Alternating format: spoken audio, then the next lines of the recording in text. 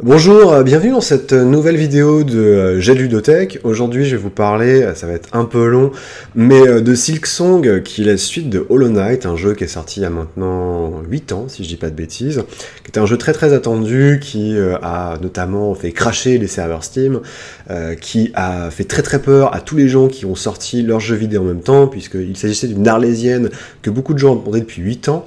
Jeu assez étrange, mais revenons déjà à la base, c'est important de bien comprendre si vous n'êtes pas adepte de jeux vidéo et encore moins de Metroidvania, de quoi il est fait question. Donc il y a très longtemps, dans un âge ancien, à l'époque de la Nintendo première du nom, dans les années 80, Nintendo sort plusieurs séries de jeux que vous connaissez tous, Zelda et compagnie, et il y a un autre jeu qui s'appelle Metroid, qui va être en fait un jeu assez étrange, dans lequel on va jouer une chasseuse de primes de l'espace, qui s'appelle Samus, qui est projetée sur une planète extrêmement hostile, souvent parsemée de ruines, de monstres et compagnie. C'est un jeu en 2 dimensions, et l'idée c'était que, par exemple, si vous voulez, il y a des zones de la ruine à explorer, que vous ne pouvez pas, de but en blanc, explorer. Et vous avez besoin d'acquérir de nouvelles capacités, comme un double saut, comme rouler en boule et compagnie, pour pouvoir débloquer ça. Donc c'est un jeu essentiellement d'exploration, qui demande évidemment à avoir un peu de doigté face aux boss, aux monstres et compagnie, mais c'est essentiellement un jeu d'exploration avec des puzzles, et surtout l'idée que vous allez explorer un endroit avec des zones que vous ne pouvez pas atteindre et que vous pourrez débloquer plus tard. Donc c'est à vous en fait de prendre des notes en vous disant dans telle salle j'ai vu ça, machin, il y a des sauvegardes et compagnie. Mais l'essentiel du jeu, c'est ça, c'est exploration avec des capacités débloquées. C'est un jeu qui va bien marcher, hein, qui continue d'exister sous une forme différente, notamment il y a le 4 version 3 dimensions qui va sortir bientôt sur Switch 2, c'est d'ailleurs pour la petite histoire l'un des jeux préférés de Trey Reznor de Nine Inch Nails. Quand Metroid Prime est sorti sur GameCube, il a passé 3 semaines à faire que ça, donc c'est assez rigolo et ça vous montre un peu l'impact qu'a cette série. Et en parallèle, sur NES, il y avait une autre série de jeux vidéo qui s'appelle Castlevania. Et Castlevania, c'est encore une fois pas du tout, c'est complètement différent, c'est vraiment un jeu d'arcade, on avance en 2D, on joue les Belmont qui vont tuer des vampires, tous les monstres de la Hammer et compagnie, et le grand boss final, c'est toujours Dracula, que vous défoncez, et c'est bien, et à chaque fois il y a plusieurs Belmont, il y a le fils, le petit-fils, le machin, le truc. C'est une série qui a existé pendant très longtemps, qui a été sortie même en dessin animé, sur Netflix, il y a eu plein d'adaptations, plein de changements, plein de studios, mais l'idée essentielle, c'est que ce mode de jeu dont je parle a disparu à l'époque de la PlayStation. C'est-à-dire que durant la PlayStation, Konami, qui était un très grand éditeur de jeux vidéo à l'époque, a plein de licences, mais il s'intéresse plus à la 3 dimensions, à comment renouveler un peu leur cheptel, et Castlevania était un peu cette série qui dormait, qui avait été cantonnée notamment au PC Engine, enfin des trucs un peu plus confidentiels. Et donc ce qui se passe, c'est qu'il y a un producteur qui va s'appeler, dont le pseudonyme est Iga, donc je crois que c'est Igarashi, qui en fait est chargé de relancer Castlevania. Et en plus le Castlevania doit sortir à la fois sur Saturn, qui était pas très bon en 3 dimensions, et sur PlayStation. Donc il se gratte la tête et il se dit en fait on va piquer quelque part le concept de Metroid, mais en l'adaptant à Castlevania. Donc grosso modo, qu'est-ce que ça veut dire? Ça veut dire que Castlevania, en gros en japonais, c'est Akumajo no Dracula, je crois, donc en gros c'est le château maléfique de Dracula qui change tout le temps de forme. Et donc l'idée c'est que vous allez explorer le château, évidemment vous arrivez au début, donc vous jouez le fils de Dracula qui s'appelle Alucard, qui est gentil, je vous passe les détails, mais en gros vous arrivez dans le château, vous perdez tous vos pouvoirs, tous vos équipements, et donc c'est à vous, dans le château, de retrouver ces choses-là, et donc c'est là où vous comprenez tout de suite. Il y a des plateformes qui sont trop hautes pour vous, donc il faut trouver le double saut. Il y a des grilles, donc il faut que vous trouviez la mutation qui vous permet le pouvoir de vampire de passer à travers les grilles, ou de vous transformer en chauve-souris, et ça vous permet à chaque fois d'accéder à des nouvelles parties du château, jusqu'à aller au grand final, ce qui est souvent la tour de Dracula qui est tout en haut. Et à côté de ça, en parallèle, il y a une sorte de système de niveau, où plus vous tapez de monstres, plus vous êtes balèze, il y a de l'équipement, donc il y a un peu ce côté RPG aussi qui est présent. Et ce jeu s'appelle Symphony of the Night, qui est vu en fait comme le moment où Castlevania va complètement changer de voie et devenir des Metroidvania.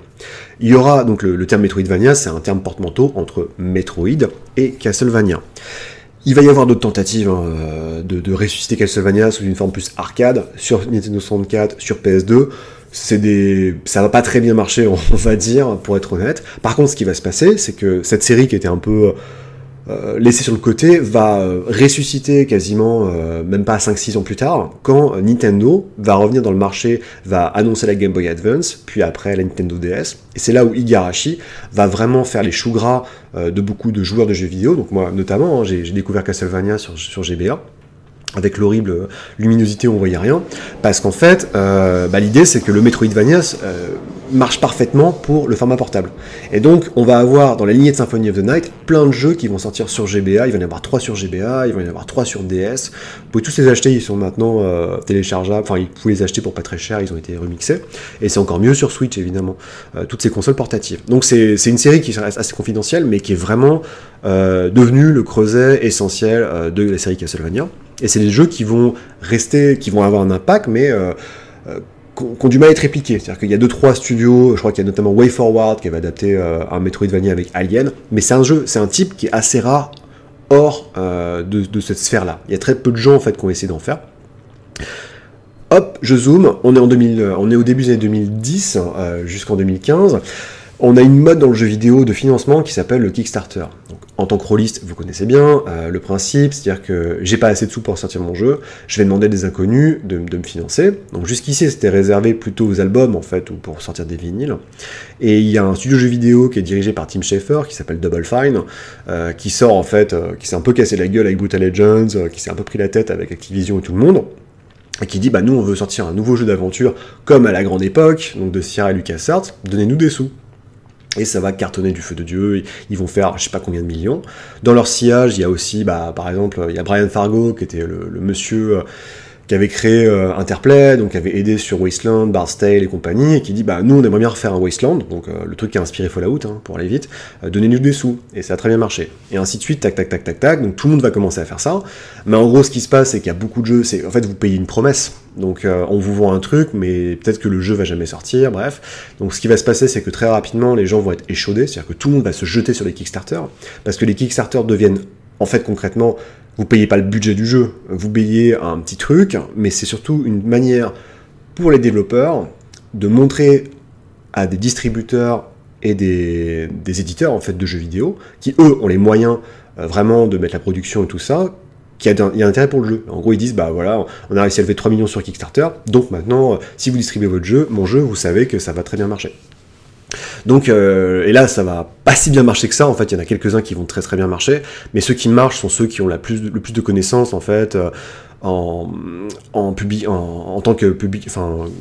qu'indépendant dans la gestion de projet, notamment les mecs qui ont le mieux marché dans ce système-là, en gros, c'est l'Ariane, donc les gens qui ont fait Baldur's Gate 3. Avant de faire Baldur's Gate 3, c'était des mecs qui étaient quasiment indépendants depuis 20-30 ans, donc ils avaient rodé leur système avec les Divinity, et si vous regardez concrètement, je parlerai pas de Baldur's Gate 3 trop, mais en gros, c'est essentiellement une évolution naturelle avec plus de budget des jeux qu'ils avaient kickstarté, les Divinity Original Sin 1 et 2, c'est exactement pareil. Donc, en gros, le Kickstarter va se casser la gueule, ça marche plus, les gens font pas, mais par contre, il y a un projet, c'est assez rigolo, qui est fait par 3 mecs en Australie, les mecs s'appellent Team Cherry, donc il y a un graphiste, il y a un programmeur et il y a un musicien. Et ils vont dire, nous on aimerait bien faire un Metroidvania, mais avec une identité très forte. C'est-à-dire que le dessinateur en question va imaginer un monde avec des insectes anthropomorphiques, doués d'intelligence, qui vont avoir leur propre royaume et compagnie. Et donc le principe, c'est qu'en plus ils ont tous des masques. Les masques sont censés en fait cacher leur nature d'insectes et montrer qu'ils ont une personnalité. Et l'idée, donc ce projet va s'appeler Hollow Knight. Et donc il y a déjà, en fait, ils ont déjà bossé ensemble, ils ont fait une game jam, ils ont fait des prototypes. Donc ça marche bien. Le Kickstarter va péter tous les paliers un à un, parce qu'en fait, plus vous avez d'argent, vous connaissez le principe, plus on vous donne des récompenses, et les récompenses sont du style, au bout d'1 million, on fait une version Vita, donc la PS Vita n'existant plus, ça c'est fini. Mais par contre, ils disent, donc ils ajoutent au fur et à mesure des zones, des niveaux, des machins, et ils disent, si on atteint ce palier, il y aura un deuxième joueur jouable, un deuxième personnage jouable. Et la silhouette est celle du protagoniste de Silksong, qui s'appelle Hornet, je vais y revenir. Donc le jeu sort. C'est un jeu que j'ai fait, que j'ai beaucoup aimé. Je vais faire une version épurée, et après je vais vous voir un peu spoiler l'histoire, parce que le monde est vraiment très très bien. En gros, la grosse différence avec les Metroidvania, c'est qu'il y a une identité visuelle qui est extrêmement forte, et qu'en plus, il y a une conception de l'histoire, donc il y a une vraie histoire qui est très très bien, parce que généralement les Castlevania, enfin les Metroidvania, ça tient sur un papier clope, hein. Je veux dire, on va casser la gueule à Dracula. Et là, en fait, ce qui se passe, c'est que donc vous jouez un petit bonhomme qui arrive, donc comme le joueur de la surface, il arrive dans un village sur la surface du monde des insectes, il tombe sur un petit vieux en fait qui vit dans ce village-là, il dit bah ce village c'est tout ce qui reste de l'ancien royaume d'Alonest qui est sous mes pieds. Mon petit gars n'y va pas parce que c'est extrêmement dangereux, etc. Donc le petit vieux c'est l'équivalent de Deckard Cain dans Diablo, quoi. Et donc le petit bonhomme, votre but c'est d'aller sous terre. Et en gros vous arrivez dans un royaume qui est composé de différentes races d'insectes. Donc par exemple, il y a un clan de menthes religieuses qui sont les protecteurs du Sud. Ils protègent des tunnels qui aboutissent au domaine des araignées, donc les Weavers, qui sont les tisseuses, qui est un clan un peu à part. Il y a aussi une ruche, où il y a des abeilles qui sont en gros, qui protègent leurs reines, et qui sont des guerriers d'exception. Il y a plein de choses comme ça, et en fait ce qui est intéressant, c'est que chaque zone a non seulement une identité visuelle, mais un lien dans l'histoire qui permet en fait pour vous de commencer à cocher les cases et de comprendre ce qui se passe. Parce que, et ça c'est un truc qu'ils ont piqué essentiellement à la série des Dark Souls, donc Dark Souls je rappelle, ou les Elden Ring, ce que vous voulez, cette série de jeux qui a été créée par un type qui avait une vision de son enfance où il avait lu des livres dont vous êtes le héros, par Steve Jackson et Ian Livingstone, et qui en fait a reproduit ça, parce qu'il comprenait pas très bien l'anglais, parce qu'il était japonais. Donc l'idée c'est que l'histoire vous est donnée par petits bouts. Et donc forcément ça fait les choux gras des joueurs, donc si vous aimez ça c'est génial, il y a plein d'idées sur internet pour décortiquer, il y a plein d'interprétations. Et là la narration dans Hollow Knight c'est comme ça, c'est-à-dire que votre petit bonhomme au début il sait rien, ce que vous voyez c'est que le royaume qui était magnifique, etc., possédait un roi, un petit nabot avec une couronne sur la tête. Le roi a disparu un jour, mais il a laissé derrière lui tout un héritage qui est à vous de comprendre ce qui s'est passé. Et le gros problème, en fait, la raison pour laquelle ce royaume d'Alonest est tombé en ruine, c'est parce qu'il y a une infection. C'est-à-dire que quasiment tous les insectes que vous croisez sont infectés. Il y en a quelques-uns qui sont encore intelligents, c'est des PNJ, etc. Mais la majorité, en fait, ont les yeux orange et une sorte d'infection qui leur ronge la tête. Donc mentalement et physiquement, une espèce de bulle orange qui commence à apparaître partout. Donc il y a une infection qui est physique et mentale, qui se répartit et qui fait que le royaume est tombé à l'abandon. Le roi a disparu, la reine est cloîtrée dans un jardin, elle peut pas sortir parce qu'elle est protégée, elle est retenue prisonnière par une mentisse, une menthe religieuse renégate. Enfin bref, voilà. Et c'est à vous vraiment d'explorer tout ça. Et c'est vraiment une idée qui est très très poussée, qui va extrêmement loin. La grande force aussi d'un truc que je n'ai pas dit, c'est que les Metroidvania en général plusieurs fins. C'est-à-dire que si vous foncez juste à aller défoncer Dracula, vous avez généralement la mauvaise fin. Par contre, si vous avez sous certaines conditions, vous avez des fins alternatives. Et donc l'idée du jeu, c'est que vous allez avoir ces différentes fins, avec pas mal, donc comme je dis, c'est un jeu qui est absolument magnifique, il y a une identité graphique, il y a une musique qui a tombé par terre, on a vraiment l'impression d'être dans un royaume qui est tombé en déliquescence, dont on comprend l'histoire au fur et à mesure, une histoire qui est assez triste, en fait, finalement, très, très mélancolique, et en particulier l'histoire du petit chevalier que vous incarnez, en fait, qui vous est dévoilé au fur et à mesure, est exceptionnelle, mais vous demande un effort, parce que c'est pour débloquer la vraie fin, il y a plein de conditions, et patati et patache-molle, et généralement, c'est aussi des jeux, quand vous n'avez pas de guide, ça peut être compliqué. Heureusement, maintenant, il y a Internet, donc si jamais vous cherchez un truc, il y a des wikis, etc., mais après, le but, c'est pas de se faire spoiler. Et l'essence en fait du jeu, c'est que le petit chevalier va commencer à ramener des gens à la surface, donc ça va créer une sorte de vrai village, et il va rencontrer des alliés, enfin des antagonistes ou des alliés. En gros, l'idée, c'est que, donc, je vous ai dit, pour le but du jeu, donc le titre du jeu c'est Hollow Knight, donc le chevalier creux, c'est qu'en fait le roi, pour contenir l'infection, s'est dit oups, il faut que j'ai quelqu'un, une personne artificielle, donc un chevalier creux qui serait le Hollow Knight en question. Donc c'est un espèce de, il le crée plus ou moins, enfin c'est son fils à moitié, et il l'entraîne pour qu'il n'ait pas d'émotion et compagnie. Sauf qu'à un moment c'est parti en sucette, je sais pas ce qui s'est passé, et donc il est infecté lui aussi. Donc c'est-à-dire qu'il a été créé pour contenir toute l'infection dans sa tête, mais vu qu'il avait des émotions, ça a commencé à dégouliner, et ça a réinfecté tout le monde.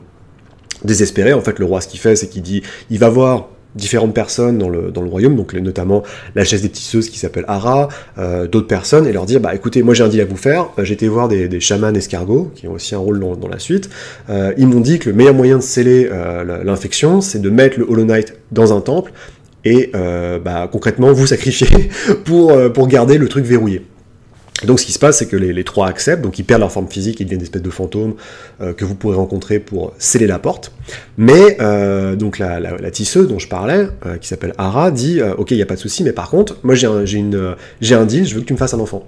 Et qu'après tu l'adoptes en fait chez toi. Et donc il y a un PNJ qui est assez important qui s'appelle Hornet, qui est en fait la princesse du royaume, qui est moitié roi, donc le roi fait partie d'une ancienne race qui s'appelle les vers. En gros, c'était un gros ver qui s'est cassé, qui est sorti de sa carapace pour devenir un tout petit nabo et diriger le royaume des insectes, se faire adorer, patati patachmol.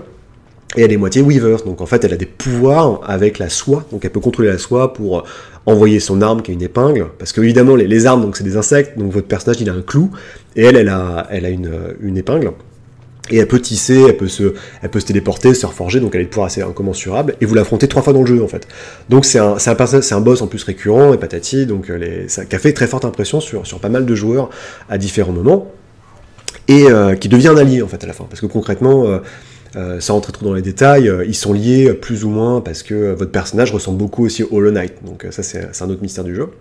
Et donc vous avez un jeu qui est extrêmement bien, dense, long, il y a plein de DLC, il y a notamment un DLC, c'est des DLC gratuits, donc c'est des extensions du jeu qui vous sont données. Il y en a un qui est très très rigolo parce que c'est justement, il y a un carnaval façon la foire de l'étrange, la foire des ténèbres qui arrive en ville, et le boss, vous avez un boss final que vous pouvez affronter dans ce DLC qui est en gros, il a les mêmes coups spéciaux que Dracula dans les Castlevania, donc c'est vraiment une sorte d'hommage, et la musique est encore une fois démentielle. Donc jeu complètement fou.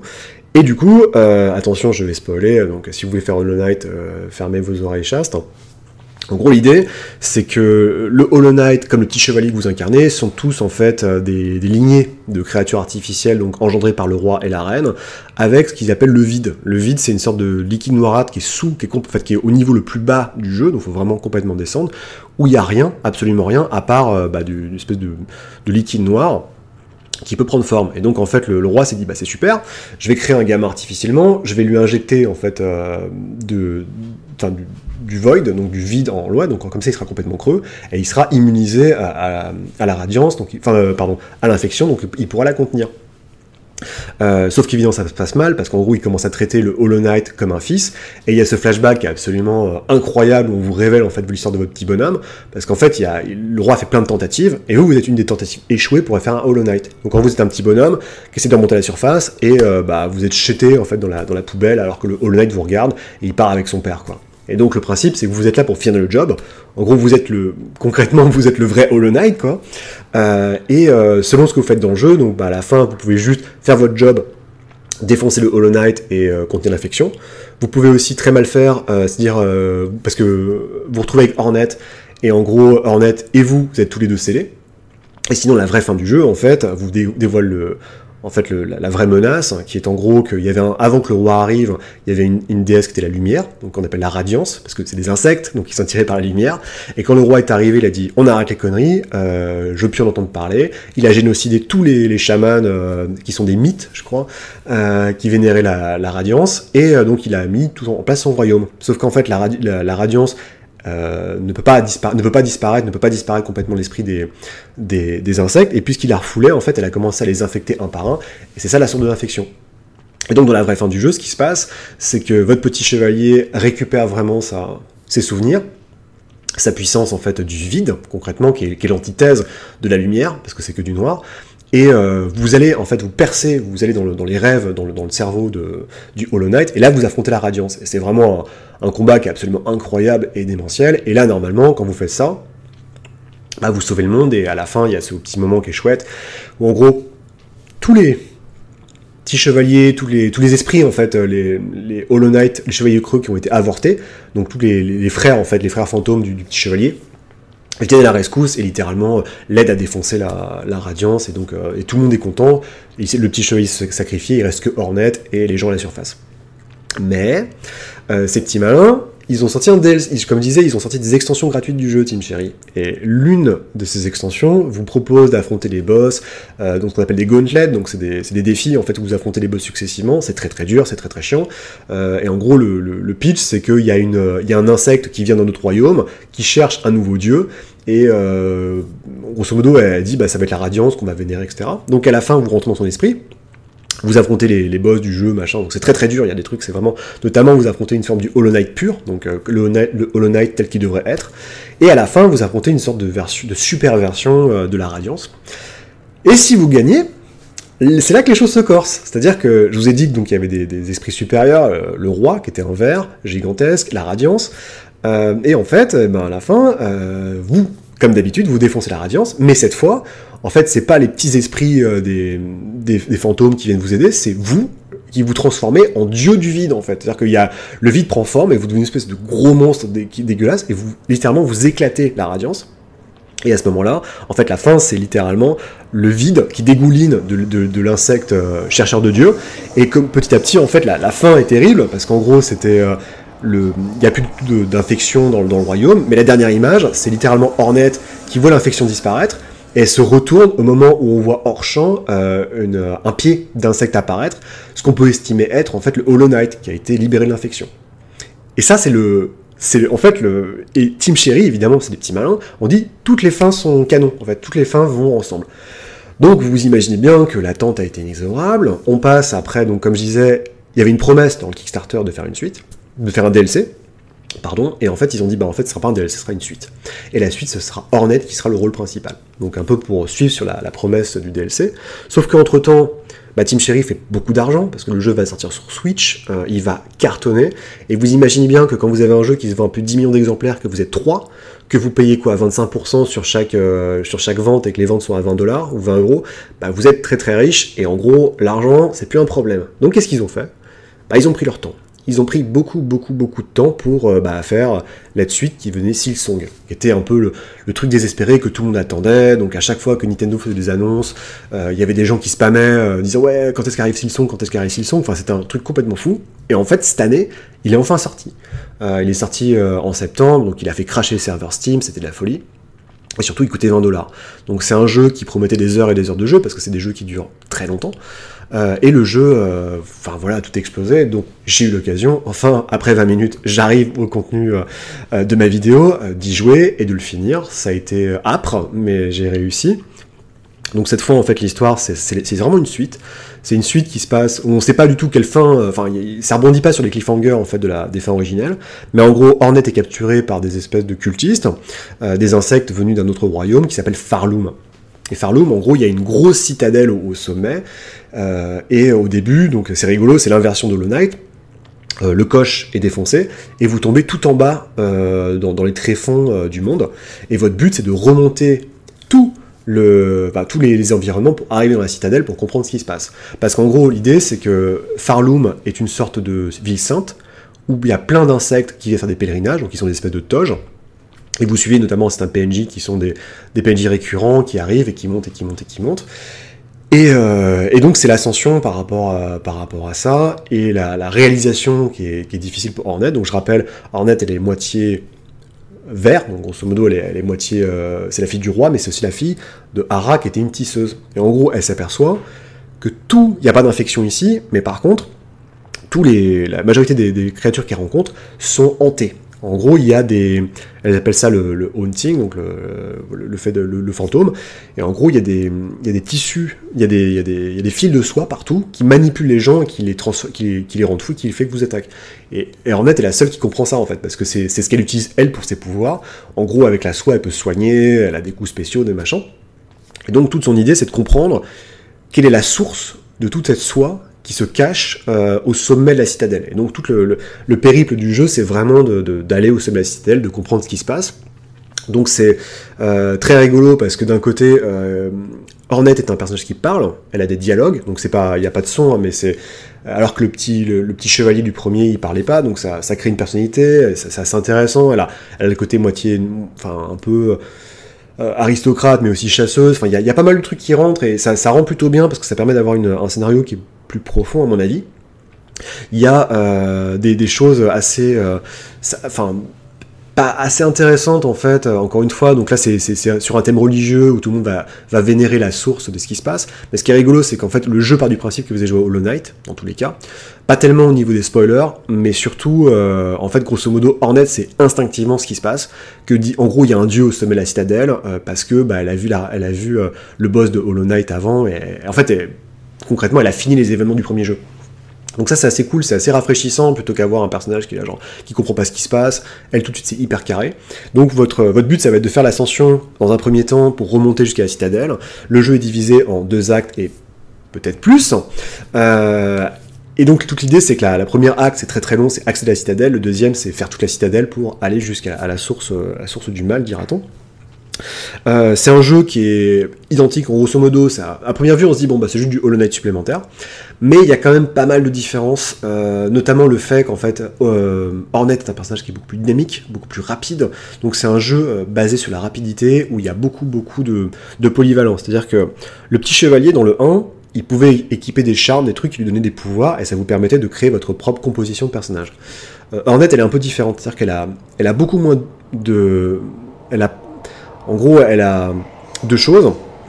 Elle a ce qu'on appelle donc les crestes. Donc les crestes, c'est le type de jeu. C'est-à-dire qu'en grosso modo, il y a un style offensif, celui du vagabond, c'est pour donner des petits coups très très rapidement. Il y a le style de la bête, qui fait qu'en fait, vous pouvez pas vous soigner, mais en fait, quand vous soignez, vous devenez hyper agressif, et à chaque fois que vous tapez quelqu'un, vous vous soignez. Il y a le style de l'architecte, qui fait qu'en fait, vous pouvez avoir plein de gadgets avec vous, et recréer des gadgets à la volée. Et ça, c'est vraiment votre truc de base. Et à côté, vous avez des outils que vous pouvez utiliser, des outils défensifs, des outils de soins, ou des outils extrêmement agressifs. Et c'est tout le truc du jeu, c'est qu'en gros, vous avez plein d'outils. En fait, comme disaient beaucoup de gens, et c'est vrai, le jeu est très difficile, on va pas se mentir, même par rapport à Hollow Knight. On part du principe que, vous avez fait Hollow Knight en termes d'histoire, mais surtout en termes de compétences. Et avant que le jeu sorte, Tim Sherrill avait montré le jeu à un musée en Australie, et on leur avait dit, mais vous avez pas peur que le jeu soit trop difficile? Et ils avaient dit, bah, le jeu est peut-être plus difficile d'emblée, mais vous avez beaucoup plus d'outils pour résoudre les problèmes. Et c'est vrai qu'en fait, les combats, vu qu'il y a à peu près, je sais pas, une vingtaine d'outils offensifs dans le jeu, donc ça va des pics que vous mettez sur le sol, à des espèces d'insectes mécaniques que vous balancez qui attaquent l'ennemi de manière passive. En fait, ça fait que quand vous commencez vraiment à maîtriser le jeu, vous avez la possibilité d'utiliser ces outils et ça change complètement la donne. Ça, j'y reviendrai. Mais donc, le jeu, et encore une fois, il y a une direction artistique à tomber par terre, musicalement c'est très très bien. L'histoire est pas mal, par contre c'est vrai que ça s'étire. En gros le problème c'est que, il y a, comme dans tous les Metroid, il y a une sorte de fausse fin à un moment, et moi j'ai senti que quand vous êtes déjà 40 ans dans les pattes, vous avez exploré tout l'environnement extérieur qui est magnifique, la citadelle qui est incroyable, vraiment cette espèce de génie mécanique. Et en plus, il y a plein de choses cachées. Enfin, par exemple, il y a une prison. Dans la prison, il y a en fait le premier prisonnier qui est caché, qu'il faut trouver, qui a un combat absolument incroyable contre une tisseuse, qui est beaucoup plus véloce et tout que les autres personnages. Il y a des trucs incroyables. Il y a une ville qui est faite... Parce que le grand truc, c'est que c'est un édifice religieux qui est basé autour de cloches, le son. Et donc, en fait, il y a plein de cloches partout. Enfin, c'est une ville qui est composée uniquement de cloches. C'est absolument incroyable. Et il y a évidemment tout l'écosystème qui est très très fort de Hollow Knight est toujours présent. C'est-à-dire que il y a encore toutes les races différentes d'insectes. Vous avez donc le fait que vous vous battez avec une épingle. Donc, il y a un maître épéiste, enfin, un maître des épingles, des aiguilles, pardon, qui peut vous forger votre arme et la renforcer. Il y a plein, il y a mille et un détails comme ça. Je pense que mon truc préféré... sans trop, enfin, attention, c'est un tout petit peu spoilé, si vous le faites, mais en gros, vous avez un moyen de déplacement qui est une espèce de grosse bestiole, et il y a un moment dans le jeu où, si vous allez très très loin, vous débloquez la fin alternative et vous arrivez sur un acte supplémentaire, en fait, qui est à la fin du jeu, pour avoir la vraie fin, bah là, elle disparaît, et donc vous êtes là, mais qu'est-ce qui se passe et tout, et vous affrontez un monstre en vous disant « Oh, le salaud, il a dévoré mon allié », et en fait, à la fin du truc, elle arrive, et vous êtes persuadé qu'elle a des bébés. Et donc, en fait, les bébés vous permettent, c'est un truc mécanique, pour vous téléporter automatiquement au système de transit. Donc, il y a plein de trucs comme ça, en fait, qui rendent le jeu... Donc, comme je disais, il y a une esthétique, mais il y a plein de petits éléments narratifs qui sont vraiment cool, et on sent que les mecs, ils ont bossé 8 ans sur le jeu. Je crois que mon élément le plus... Donc, ça, c'est vraiment plutôt mineur comme spoiler, mais il y a encore une fois, hein, désolé, hein, il y aura des spoilers. Il y a, donc comme je dis, il y a différentes villes dans le jeu. Dans le 1, il y avait juste un village. Là, il y en a, selon votre ascension, il y en a un à l'extérieur, donc qui est vraiment au bas du bas, où arrivent tous les pèlerins de l'extérieur des royaumes. Il y a le cœur des cloches, donc qui est grosso modo le hub principal, la seule vraie ville. Et ensuite, il y a un sanctuaire au sein de la citadelle, à toute fin du jeu. Donc vous avez des quêtes à remplir, vous avez des PNJ, patati patachmol. Et en fait, dans la première ville, si vous faites trop de quêtes, à un moment, on va vous demander d'aller défoncer un espèce de gros monstre. Et il y a des pèlerins, en fait, dans la ville. Et notamment, parce que quand vous vous soignez sur des bancs pour sauvegarder et compagnie, et il y a un petit pèlerin avec qui vous parlez, et avec qui, grosso modo, Hornet se lie d'amitié. Et il dit, moi j'ai pas la force de continuer, donc je m'arrête là. Et si vous allez trop loin, donc vous tuez un gros monstre, et en gros, il y a la femme du gros monstre qui arrive dans le village, qui défonce le village, et bon, vous le défoncez, mais par contre, potentiellement, il tue le petit pèlerin. Et si vous revenez plus tard dans le jeu, il y a une cérémonie pour enterrer le petit pèlerin. En gros, ils sont là, on fait, il est mort, blablabla, loué c'est la divinité, tout ça. Et en gros, quand ils vont le jeter dans le trou, quoi, et il demande à Hornet de dire quelque chose, il dit comment il s'appelait. Et si vous n'avez pas assez interagi avec lui, il dit je sais pas, quoi. Alors que si vous avez bien interagi potentiellement, elle peut dire son nom. Et si vous êtes encore plus fort que ça, c'est-à-dire que si vous faites jamais la quête et compagnie, le petit pèlerin peut avancer et aller à la prochaine ville, pour aller jusqu'au sanctuaire. Donc c'est vraiment, c'est dingue, ils ont vraiment pensé à énormément de trucs, il y a beaucoup de secrets, c'est un jeu qui est encore plus massif que Hollow Knight. Encore une fois, je peux pas passer sous silence la difficulté qui est quand même très difficile d'entrée de jeu. Quand vous commencez, il y a des séances de plateforme qui sont à se taper contre les murs, il y a un boss qui s'appelle la Savage Beastfly qui est démentiel, qui est vraiment très très dur, où moi j'ai tapé la tête contre les murs. Et encore une fois, vu que c'est un jeu qui est très très libre, parce qu'il faut tout explorer, des fois vous pouvez commencer, vous n'avez pas les bonnes compétences, vous êtes dans une zone où vous allez vous casser la tête, alors qu'en fait si vous reveniez plus tard avec plus d'équipement, plus de vie et compagnie, ce serait plus simple. Et moi c'est vrai qu'au début, je suis passé par une zone où j'aurais pas dû, et j'en ai vraiment bavé. Les 10 premières heures pour moi ont été très très très très compliquées. Ironiquement, je pense que c'est un jeu, plus vous y jouez, plus vous le maîtrisez. Et comme je disais, plus vous avez d'outils à disposition, donc vous avez des nouveaux crests, vous avez des nouvelles attaques, des nouveaux pouvoirs et compagnie. Donc très rapidement, ça vous permet quand même d'adapter votre style de jeu à la condition. Et il y a toujours, à mon avis, quel que soit le boss, moyen de s'adapter. Il est vrai que sur certains boss, il y a ce qu'on appelle le run back, donc c'est le fait en fait entre l'endroit où vous avez affronté le boss et vous êtes mort, et l'endroit où est le point de sauvegarde, qui sont un peu longs. Et des fois, il y en a un particulièrement donc à la fin de l'acte 1, qui est le moment en fait où vous arrivez dans la porte principale de la citadelle, où il y a un boss qui, grosso modo, est le checkpoint. C'est-à-dire que, grosso modo, tout ce que vous avez appris jusqu'ici, il faut le prouver. Et si vous mourrez, vous allez mourir de nombreuses fois, et ce boss, le run back, il dure quasiment 2 minutes, il y a des ennemis, etc. Donc tant que vous n'avez pas maîtrisé... Donc en fait, la double peine, c'est que vous perdez face au boss, il faut vous retaper le chemin, au début, vous allez en perdre de la vie, donc vous arrivez dans le boss, vous êtes à moitié mort, c'est pas très marrant. Il y a plein de choses comme ça. Bon, après, ça se maîtrise. Mais c'est vrai qu'il y avait moins ça dans Hollow Knight, et ça a beaucoup fait gueuler notamment sur Internet, et moi aussi, ça m'a un peu fait rager. Maintenant, j'ai un regard beaucoup plus doux sur le jeu, parce que, évidemment, plus vous installez le jeu, plus vous maîtrisez, plus vous avez d'outils. Et il y a vraiment aussi ce côté-là, c'est-à-dire que le jeu est très simple dans ce qu'il vous propose, en fait. Vous allez toujours plus haut dans la citadelle, jusqu'à affronter, en fait, la créature, la chose qui manipule tout le monde, comme d'habitude, mais c'est un jeu qui propose, comme je disais, Hornet est beaucoup plus rapide, donc les combats sont beaucoup plus rapides, il y a vraiment des affrontements avec les boss, il y a des boss qui vous demandent de réfléchir, et ce qui est marrant, c'est que si vous êtes sur Internet et que vous êtes coincé sur un boss, on vous proposera toujours plusieurs solutions pour affronter des boss. Il y a, donc, il y a l'acte 3 aussi, donc en gros l'idée c'est que vous trouvez la source potentielle vous avez plusieurs fins, en grosso modo, où si vous allez juste, comme d'habitude, donc attention, je spoil un peu, mais si vous allez à fond les ballons, juste défoncer le boss, vous avez la mauvaise fin du jeu, qui vous dit, bon, le jeu est terminé. Par contre, il y a tout un rituel, grosso modo, si Hornet prouve qu'elle s'intéresse, elle fait les quêtes, elle s'occupe notamment de retrouver des puces, parce qu'il y a un carnaval de puces ambulants, et les puces sont perdues un peu partout dans le monde. Vous ramenez toutes les puces, compagnie, donc vous prouvez, grosso modo, que vous avez quelque chose à foutre des gens qui vivent à Farloom, et en fait, vous avez potentiellement des petits gars qui disent « Ah, vous inquiétez pas, on va filer un coup de main, et on a une autre manière de détruire, on va la piéger, la créature le dieu, en fait, au sommet de Farloom. » Évidemment, ça se finit très très mal, et là, en fait, il y a le vide qui arrive, donc l'espèce de liquide noir dont je parlais dans le premier jeu, qui commence en fait à bouffer. Donc non seulement vous avez en fait en gros la créature qui contrôle tous les filins se font infecter par le vide, et ce qui fait que, et ça c'est là où c'est très très chiant, c'est qu'en gros vous avez fini le jeu, concrètement, enfin vous avez tout rodé, on vous dit faut aller défoncer X boss pour finir le jeu. Il y a 2-3 séances qui sont incroyables, le début est génial, il y a tout un passage où on doit justement aller dans l'abysse, donc le berceau du du néant, et il y a une ressortie qui est incroyable, où on est poursuivi par la lave, c'est absolument...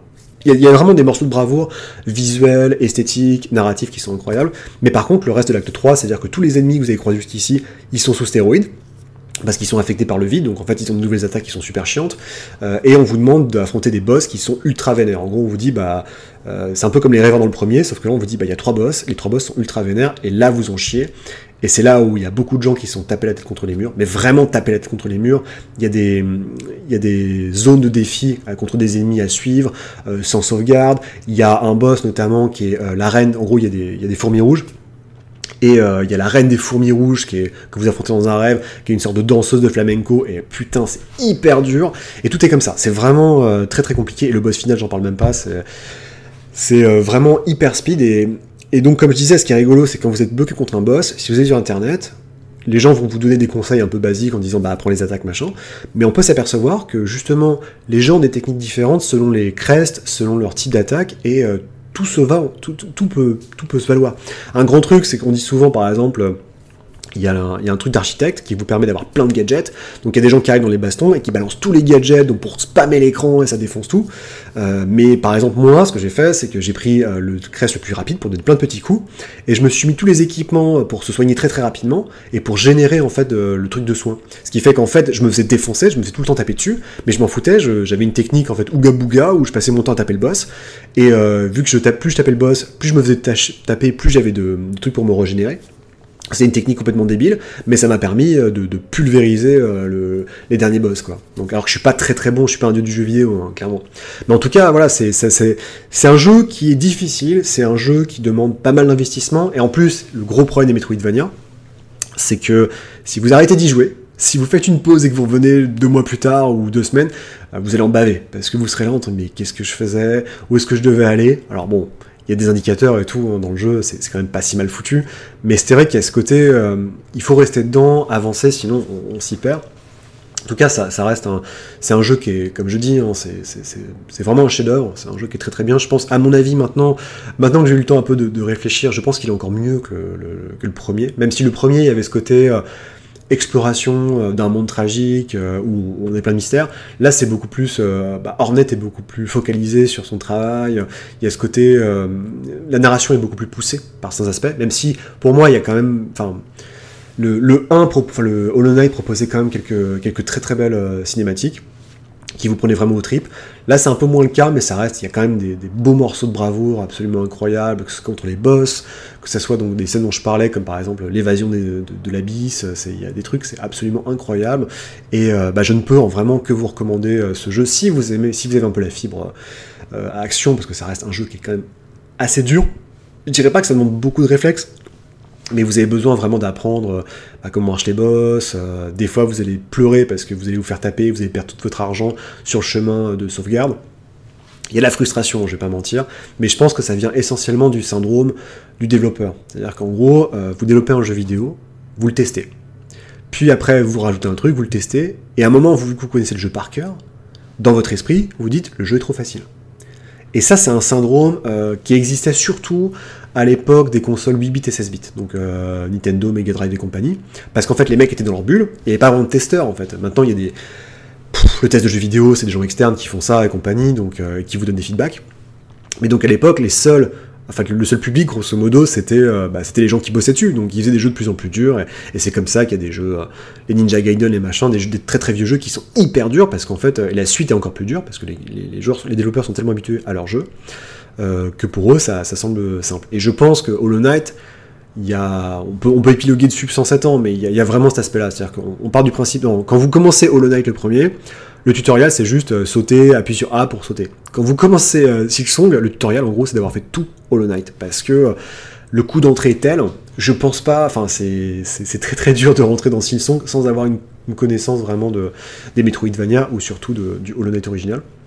En tout cas, encore une fois, c'est un monde qui est unique et très intelligent, qui justement a des beautés. Ce que je trouve génial, c'est que pour les enfants, c'est parfait, parce que il y a de la violence, il y a ce que vous voulez, mais il n'y a pas de sang, il n'y a pas une esthétique hyper cruelle, c'est qu'avec des insectes très mignons, mais très retors.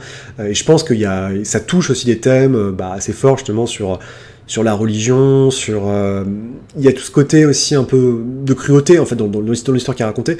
Pour moi, c'est vraiment Dark Souls pour les enfants, quelque part, au niveau de l'historique. C'est-à-dire qu'on n'a pas besoin d'avoir une espèce d'esthétique hyper violente et grimdark pour faire un jeu intéressant. Et évidemment, mais le côté mignon enlève rien, vraiment la performance, et encore une fois, aussi bien esthétique que la musique qui est absolument tombée par terre.